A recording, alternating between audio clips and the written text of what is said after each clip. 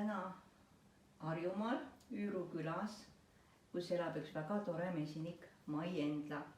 Aitäh, Mai, et oled nõus meid vastu võtma ja rääkima oma pikast mesiniku eluteest.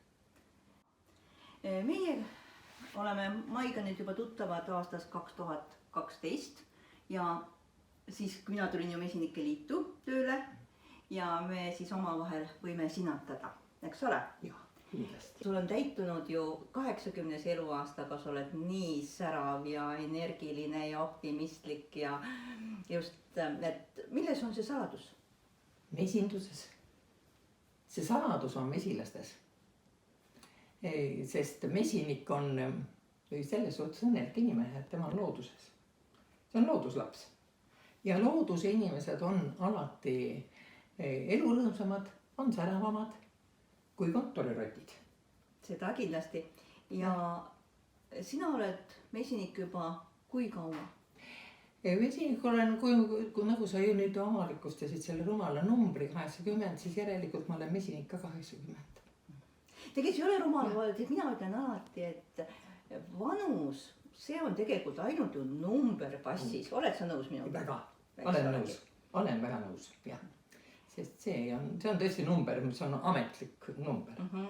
Ja kui see number on meelest ära, siis tulebki pass kätte. Jah, siis tuleb pass kätte võtta, jah. Aga mina olen sündinud, mesilaste sisse nii-öelda. Olen mesinike peresse sündinud. Ja kui öelda nii, et eluaegne mesinik, siis mis mul üle jäi. Kui ema isa pidasid mesilasi ja isa ütles mulle alati, et võta suitsik, tulene suitsu. Ega ta mul palju rohkem ei õpetanud, aga suitsuandja ma pidin olema juba maast madalast. Ja nii see mesindus ilmselt hakkas küll jääma.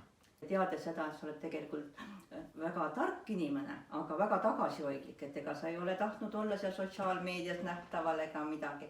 Aga nii palju tuli välja, et sa oled tegelikult ju minu teada ainuke mesinik, kes on õppinud Venemaal mesindust ja saanud, kas seal koolis sai ka kõrghariduse mesinduses, kus sa käisid õppimas? Ei, nii see ei olnud. Tegelikult mina lõpetasin EPA ja tänu sellele muidugi, et mul kodus oli ikkagi mesilased ja ma neid mesilast teadsin natukene, mis ma tast teadsin, et 4 tiiba ja 6 jalga, seda ma teadsin. Nõel on olemas, seda teadsin ka. Aga EPA-s sain ma tuttavaks 2 mehega ja need on 2 meest, keda ma eluaeg pean meenutama, oli Ants Pahla ja Paul Juurikas. Üks oli meil mesindusõppejõud ja teine oli meil puuõrjensõppejõud. Ja ma ei tea, miks ma, kogemata kombel, eks ma ise trügisin ka natukene ja enne sama sain siis Ants Pahlaga tuttavaks, kes oli meie mesindusõppejõud. Hakkasin sellega mööda mesilat käima, ta kasutas loomulikult mind ära. See oli väga tore, et ta kasutas, ta vedas mind kogu aeg kaasa, ükskõik kus ta rändes käis või meelt purritas või tule appi. Ja siis ma hakkasin temaga käima ja sealt ma jäin siis Paul Juurikale silma, tema oli puuõrjensuse mees ja tema oli see mees, kes tegi kõik selleks, et ma sinna Venemaa kooli saaksin. Tema käis siin ministeeriumi vahet, mis oli mulle tundmatu maailm muidugi. Ja sokutas 2 aastat ma käisin vahepeal Sovoosis, olin töötaja ja siis ma läksin Venemaale kooli. See oli mesindusinstituut, aga see oli nii-öelda rohkem nagu kurdud andis kvalifikatsiooni. Sinna võeti vastu ainult kõrgharidusega inimesi ja me olime seal 1,5 aastat ja sellega me saime siis kvalifikatsiooni. Me saime mesiniku, ühesõnaga mesinik spetsialisti. Seal oli 30 inimest ja seal oli 13 rahvust ja see oli väga tore kool. Kui ma võtan ja võrdlen haridusi, mis kuskilt ma olen kuulnud ja uurinud ja näinud, siis see Venemaa mesinduse instituut andis meile väga palju. Muidugi kõik elus on juhuslik. Ega et ma sinna sattusin, et ma nende 2 mehega EPA-s tuttavaks sain, kõik see on elus on juhuslikku väga palju. Ja meil oli ka juhuslik see, et instituudi direktor sel ajal aretas endale mesilast tõugu, nagu väga paljud mesinikud mõtlevad. Ma teen endale tõugu, oma nimelise, jätan jälje maha. Ja tema tegi, tal oli mõte ristada Kaukaasia Allimägi mesilast ja Kaukaasia ja Kesktee Tume mesilast. Ja ta kasutas ära meid, mis oli maailma parim asi. Sest meie saime seal väga tugeva põhja sellele, kuidas tõuaretust teha.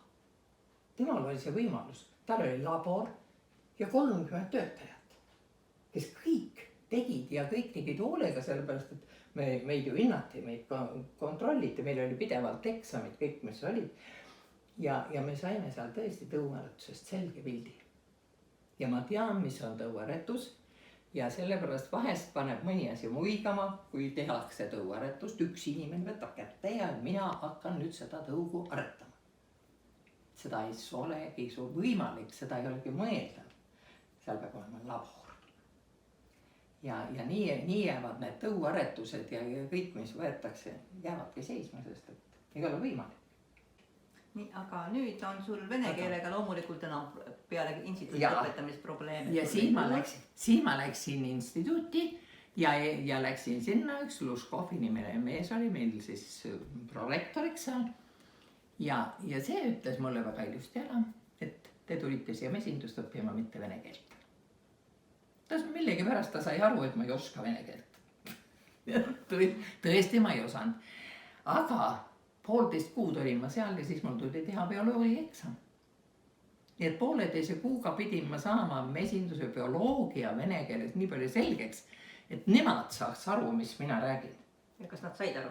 Nad said aru, nad panid mulle, ma ei mäleta, ma sain 3 ma seal ei saanudki, aga ju nad siis panid mulle 4, aga ma tundsin, et see oli natuke liiast pandud, et ega nad kõigest aru ei saanud, aga nad oletasid, et mina sain asjast aru.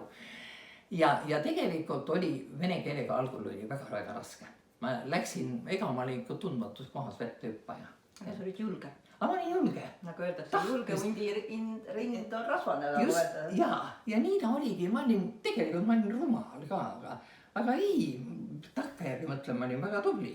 Ja väga tark. Ja väga tark, ja meid oli kursusel niisugusi 2 tükki. Enamus olid kõik igasugused Marid ja Mordad ja kõik, mis olid, need olid kõik venelased, need oskasid, aga oli üks usbekk.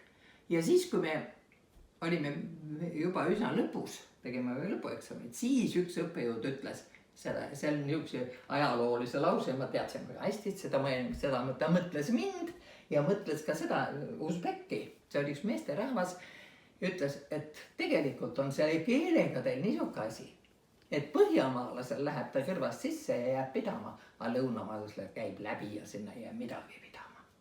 See mees ei saanudki midagi selliseks. Nii et, aga kui sa ikka tahad, ega see vene keel jah. Ja siis ma oskasin, ma oskasin mesinduse keelt. Ja ma sain mesinduse keele selgeks vene keeles, ma oskasin mesinikega rääkida, igapäevaseid asju muidu ajada. Ega ma ei saa öelda, et meil vene keel nüüd selgeks päris sai. Aga eks ta nüüd jälle ununeb. Aga maha end ei müü, nagu öeldakse. Oi, ei. Mina olen nüüd peresse vene keele õpetaja. Aga kus instituut asus, see asus ju kuskil Pärapõrgus, nagu ma olen kuulnud, et sa ütlesid, et või kuskil väike intervjuu on, et pisikene linnakene ja porised tänavad ja oli see siis niimoodi tookord? Täpselt oligi nii. See oli sel ajal, üle Venemaa käis niisugune propaganda, et kõik kõrgemad õppeasutused tuleb viia tööstusele lähemale. Et mitte linnadest välja. Ja see varem oli see mesindusinstituut Moskva külje all. Ja siis ta viidi ära Rõõbnaesse. See Rõõbnaja linn oli Rjazani oblastis. Ja see Rjazani oblast, see oli Rõõbnaja oli Rjazanist täpselt sama kaugel kui meie Tartust. Et ta oli kuskil 180 kilomeetrit oli sealt sõita rongiga, me sinna käisime. See oli tõra vene keeles. See oli tõesti. See oli linn, kuhu saadeti asumisele. Need, kes tööd teha ei tahtnud. Ja vaat sinna oli pandud see instituut. Aga ta oli oma ette roheline oas seal. Tal oli oma, mesindus oli nagu oma ette. Ja ta ei puutunud selle linnaga väga kokku. Meil oli ühiselamu ja kus me elasime. Ja üldiselt me selle linna, sööklas käisime ja seal meid varastati. Ja seal oli niisugune restaurant Stavovaja oli ta nimetus kohe. õhtul olid restoran, päevaga söömist hooga ja aga söökla ühesõnaga, aga siis anti seal, jah, kui nuga oli vaja, siis küsisime köögist ja iga kord öeldi, et ärge edasi andke. Selline aeg oli Venemaal. Aga omamoodi tore, muidugi me olime noori, mis oli siis, lõbus oli ju. Oi, ilusaid aegu ma olen elanud üle. Ükskord, kui te nüüd võtate kirjandusest välja, seda enam ei kirjutata mitu kusagil, oli ju suurema põhjaline kärjakann.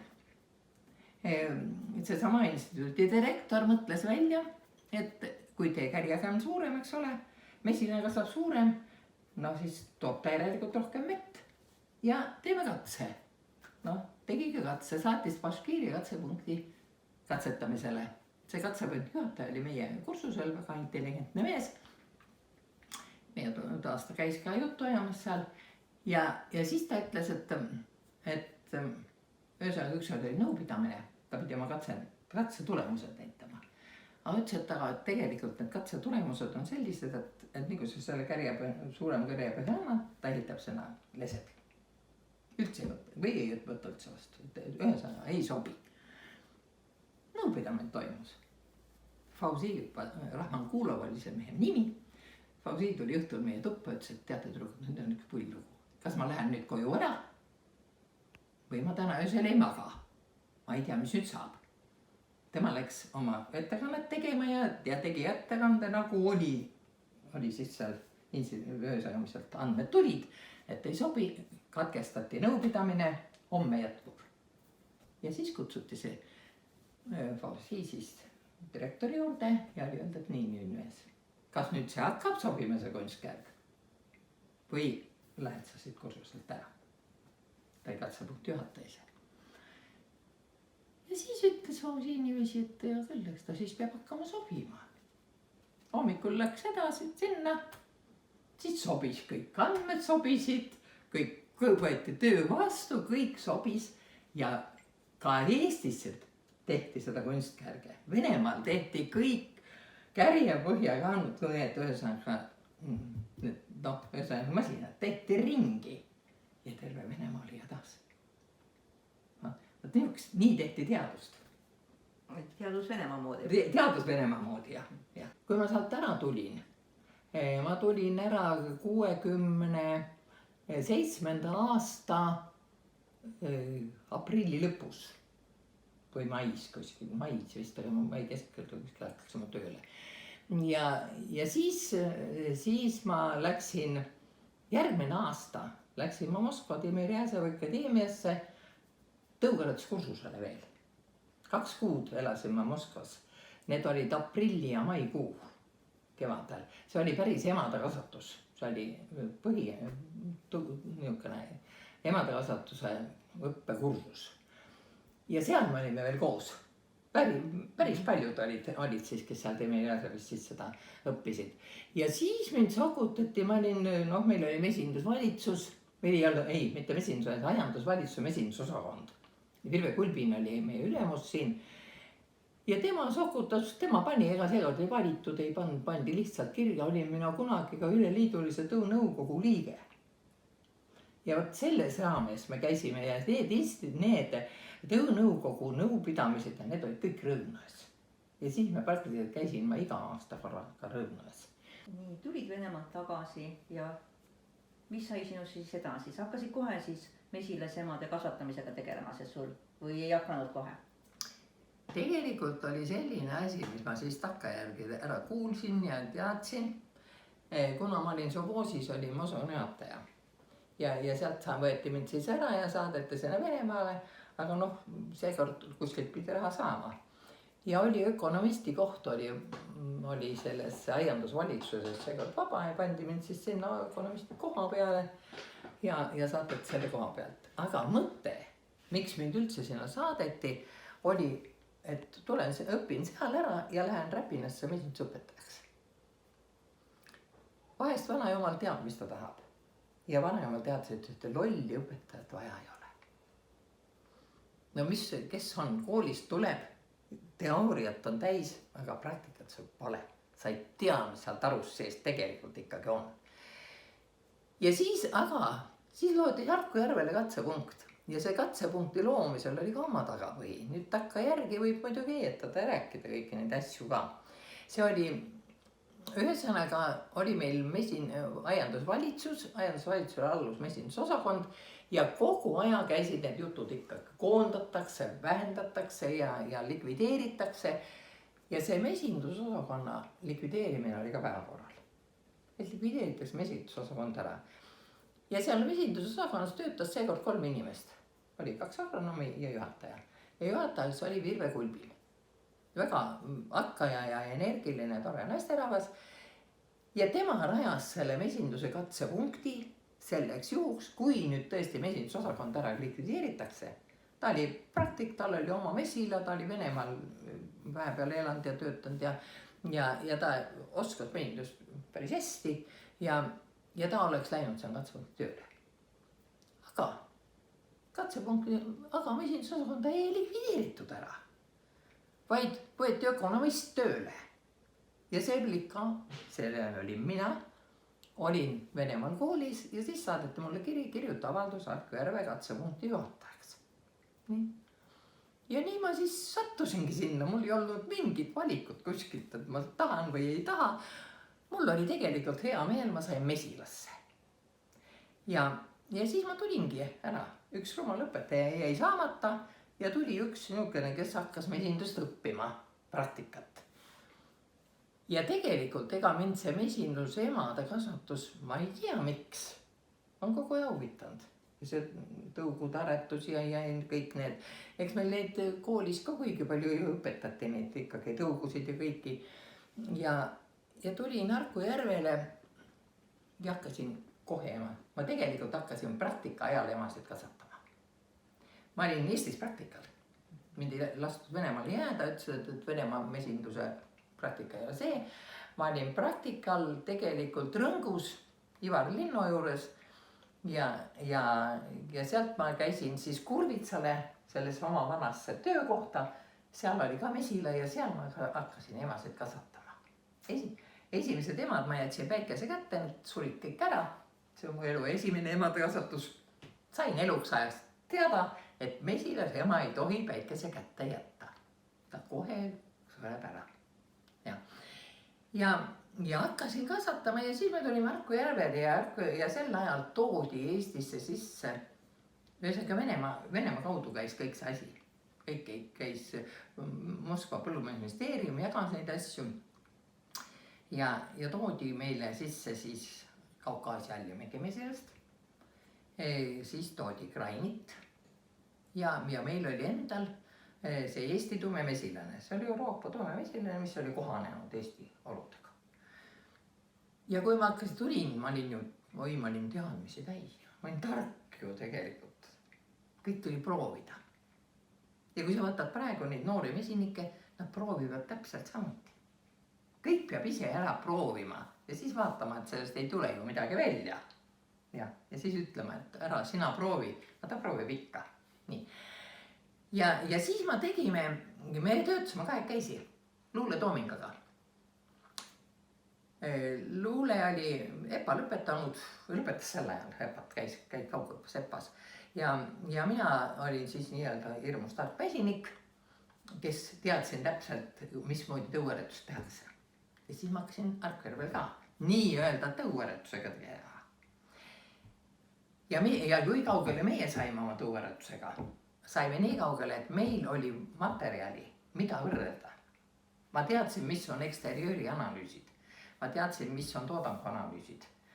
Ja me tegime neid mõõtmisi siin 3 tõu vahel. Just nimelt Kaukaasia tumemesilane, Graini ja kohalik mesilane. Ja saime tulemuse, et kõige paremini meie oludele vastas Graini.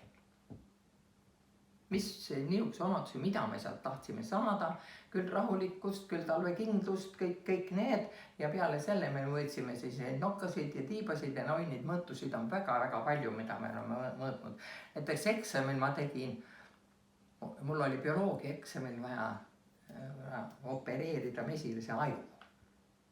See oli päris ülesanne.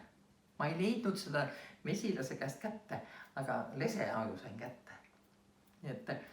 et võtta niisuguse analüüse, kõike, mida tuleb teha, et kui sa teed tõuaretust. Ja meie saime siis nii kaugele jõudsimegi, et kraini oli meile kõige parem. Ja me tellisime krainisid sisse, Moskva kaudu nad tulid meile ja hakkasime nii-öelda mitte tõuaretajateks. Nii et tõuaretaja ma olin selle 1 aasta, kui ma sealt instituudist tulin ja siis ma sain tõupaljundajaks. Need on 2 eri mõistet. Ja ma olen eluaeg tellinud sisse kogu aja kraini tõugu Austriast. Ma olen ise käinud seal koha peal, vaadanud, kas need asjad ikka on nii, nagu ma tahaks, et mulle meeldisid nende tööd ja tegemised, mis nad seal teevad. Ja mingit tõuaretust mina ei olegi rohkem teinud. Aga kui me räägime nüüd, ütleme, sa ei ole tõuaretajaks, sa ei nimeta, aga sa oled mesilasemade kasvataja ja samas teatakse kohe niimoodi, et Mai Endla meetod mesilasemade kasvatamises, et mis meetod see on? Jaa, vaat see on üks, kui midagi valesti vahest läheb. Mina olen üks, kes ütlen, et minu meelest on valesti 2 sõna, meil on need rassid ja tõud, olgu sellega, kuidas on. Aga Mai Endla emadekasvatusmeetodit ei ole üldse olemas. Aga ometi mesinike hulgas see legend käib. See on tehtud legendiks. See on Doolittle Brati meetod. See on mitu põlvkonda enne mind. Ja mina võtsin lihtsalt kuna sel ajal, kui mina emasid kasvatama hakkasin, oli see ainus meetod, mille järgi kasvatati. Brat oli sellega kasvatama hakanud ja Eestis ka kasvatati kõik need Kuusalu koppelid ja kõik kasvatasid selle meetodi järgi. Ja me võtsin täpselt selle sama meetodi. Võib-olla ma olen muutnud seal midagi kõiki, ma ei ole neid päris nüansse neid uurid. Kui täpselt ma need kasvatan, mul on muidugi omad, ma olen leidnud, et vaat nii on parem või midagi muutnud. Aga minu meetod see ei ole, see on täiesti kopeeritud, nii et õnneks tal ei ole autorikraadi peal, ma võin seda teha.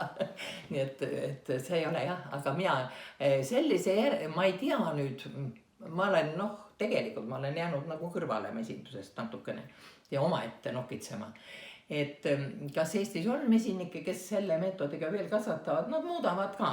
Põhiliselt on ikkagi sama, ega siis Tanimaa vahur vageldab niisamuti nagu minagi. Ja põhimõte ongi vageldamises.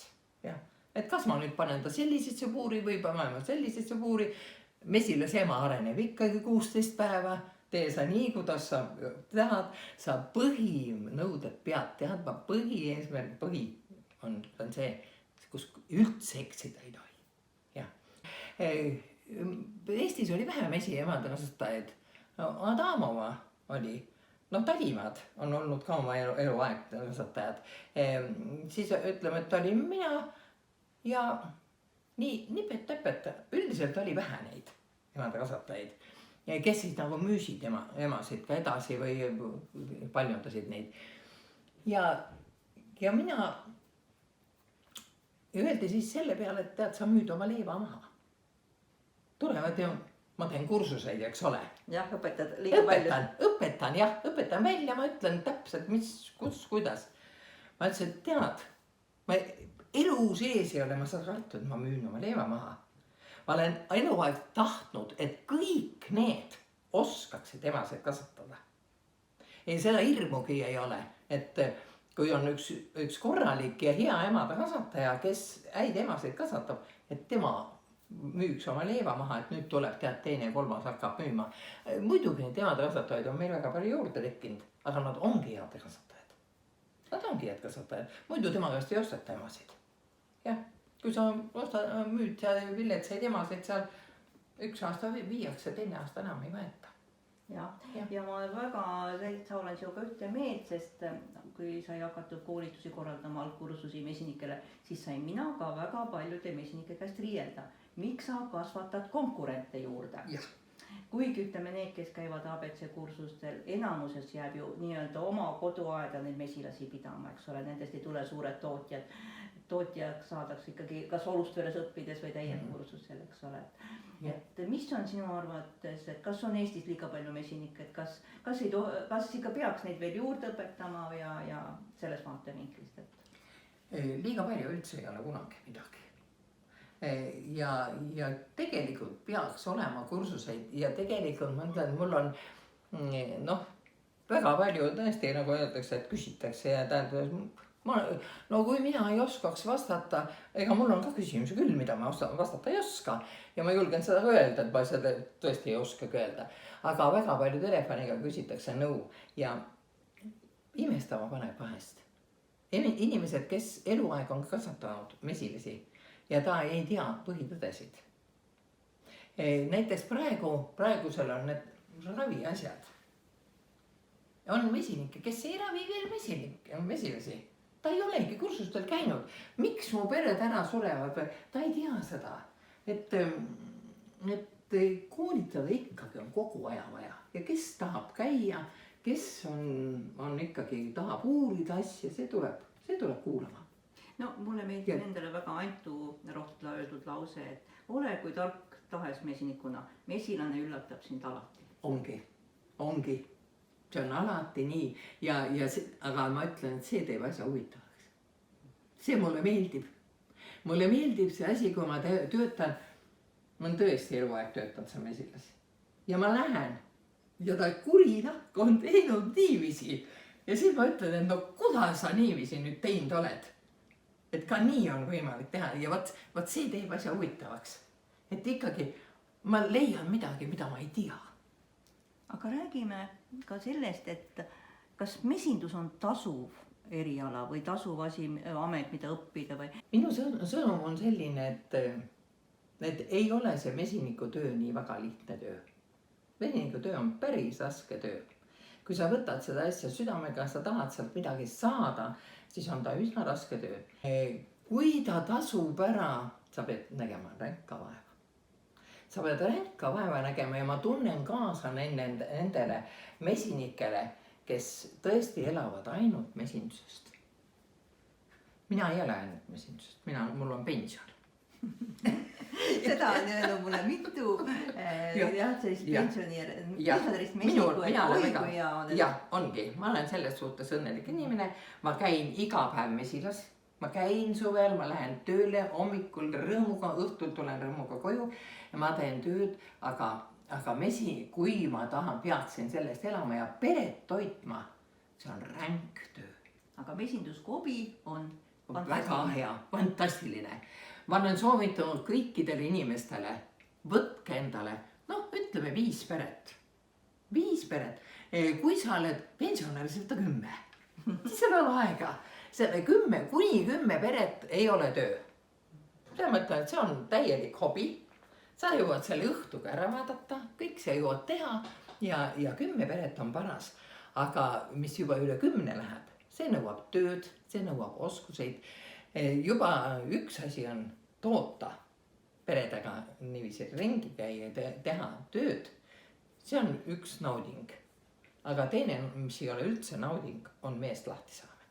Nii, aga nüüd, kui sa läksid juba nõuannete peale, siis räägime nüüd ütleme soovitused algajatele, kes ikkagi mõtlevad, et minust võiks saada äkki arvastus või sobimesinik. Et kas korpus või lamavtaru? Igivana küsimus algajale. Algajale igivana küsimus ja ütlen nüüd võib-olla öeldakse, et sa oled ikka üks rumal inimmesinik küll, et pole sa targaks saanud. Algajale mesinikule soovitan ma kindlasti lamavtaru. Lamavtaru on sellepärast algajale mesinikule hea. Mina tegelikult tegelengi ainult lamavtarudega, sest emadkasvatus on lamavtarus nagu parem teha ja minu pool toodangut on mul ikkagi emakasvatus ja teine pool on siis mesindus, meego tootmine. Ja see, aga ikkagi lamavtaruga on sellepärast lihtsam, et kui sa oled algaja mesinik, siis see lamavtaru on nagu raamat sul. Sa tead lahti, sa näed kõiki, sa näed iga raami, kas seal on kuppusid peal, kas seal on, kuidas see ema muneb seal, kui palju seal mett on. Korpus on tootmine. Korpus on juba tootmine, kui sa oled õppinud mesinik, kui sul on juba kogemused, siis võta korpuseid. Muidugi algaja mesinik võib ka korpuse võtta ja hakata proovima, aga ma arvan, et siis seal peaks olema vist mingi rohkem õpetamist kõrval. Ma näiteks ei kujuta ette, et algaja mesinik võtaks korpused ja hakkaks nendega kohe tootma. Vaat ma ei tea, aga ma soovitan igal juhul lamataru, et seda bioloogiat endale selgeks saada. Vot mesinik peab tundma mesindusbioloogiat. Ja mõttes ka niimoodi võib-olla, et lamatarudes ja kui me vaatame, et noh, kui me oleme jäänud vanemaks või hakkame üldse vanemas eas mesindusega tegelema. Mul on kursustele tulnud muidu 60 pluss inimesi ja ilusasti tegelevad hetkel juba 10 taruga ja nii edasi.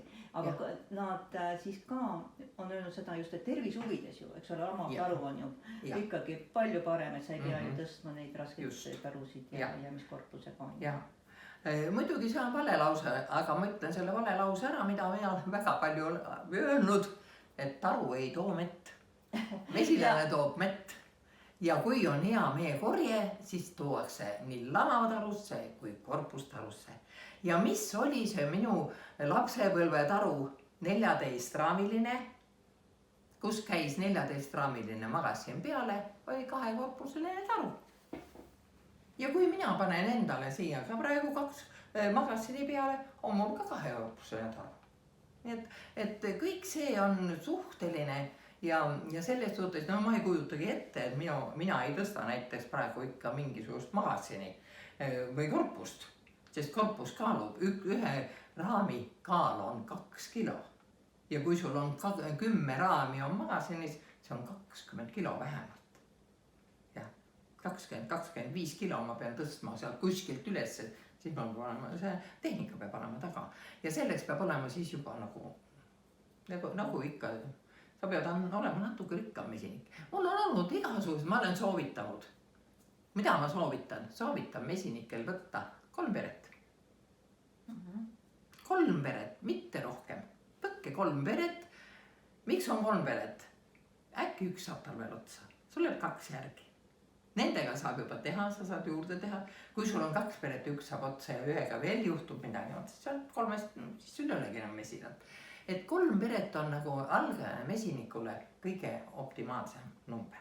Ma arvan, et sa oled ju ka nõus selle väitega, et olles nagu mesinik, et siis nii-öelda need munad peaks jaotama mitmesse korvi. Ja sinul järeltulijal Kadril, kes ka tegeleb mesindusega, on ju tegelikult ka juba muu töö mesinduse kõrval. Jaa, nii ta on. Sest ega mesiniku elukutse ja amet on niisugune, et ta on ja ei ole ka. Kas see toidab pere ära? Ja kui sul on veel ikkagi suur pere, siis sa pead mõtlema oma sissetulekutele. Ja tema on õppinud teist ala. Ta ei ole õppinud koolis mitte mesinikuks, vaid tema õppis õmblejaks. Ja Kadri ise ei tahtnud Kadrisse tulla, aga me paneme siin näitame siiski, mida Kadri teeb. Paneme siia välja. Kadri tikib ja Kadri tikib väga ilusaid asju. Kadri tikib riietele peale mesindusteemalisi pilte. Et kui keegi nüüd vaatab ja tekib huvi, et siis saab Kadriga ühendust võtta nii telefonitsi kui siis tema e-mailile kirjutades.